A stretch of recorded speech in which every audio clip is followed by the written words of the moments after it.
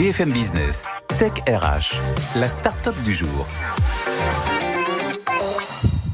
Et je suis avec Cyril Payré, cofondateur de Comin.io. Bonjour. Bonjour. Est-ce que je l'ai bien prononcé? Comin.io, c'est bien ça? Ouais. Super.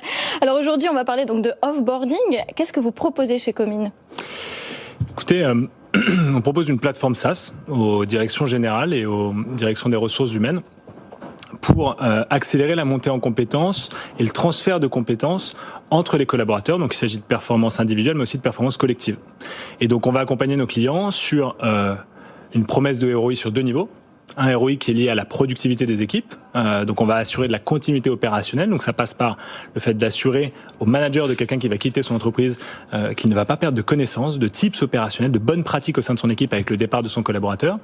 Ça va être aussi de permettre aux équipes d'avoir un onboarding qui va être plus efficace, avec une montée en compétences qui va être plus importante, plus rapide.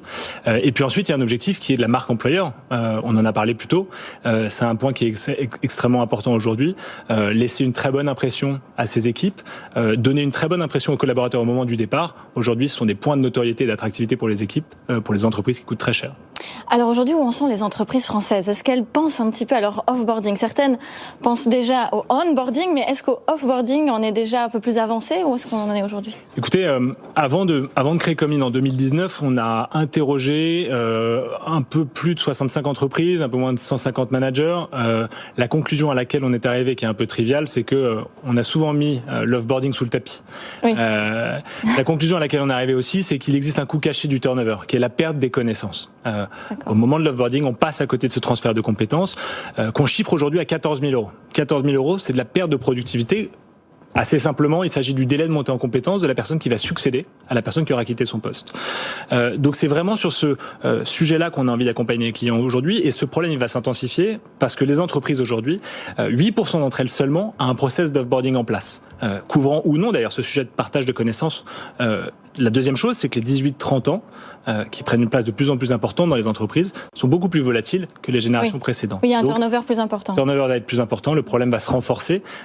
Et évidemment, pour répondre à votre question, cet enjeu des grandissants dans les grandes entreprises. Et alors, c'est intimement lié finalement le onboarding avec le offboarding. Donc si on réussit son offboarding, donc avec les transmissions des connaissances, on peut justement améliorer le onboarding du salarié qui le remplace. Exactement, c'est souvent quelque chose qu'on dit à nos clients d'ailleurs.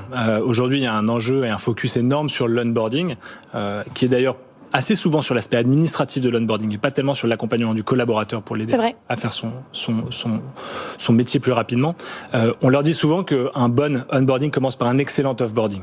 Donc évidemment, les deux sont liés, et c'est pour ça d'ailleurs qu'on joue sur ces deux tableaux-là. On a un enjeu chez Comin qui est d'accompagner à l'offboarding pour aider les collaborateurs à laisser une trace de leur savoir, de leurs compétences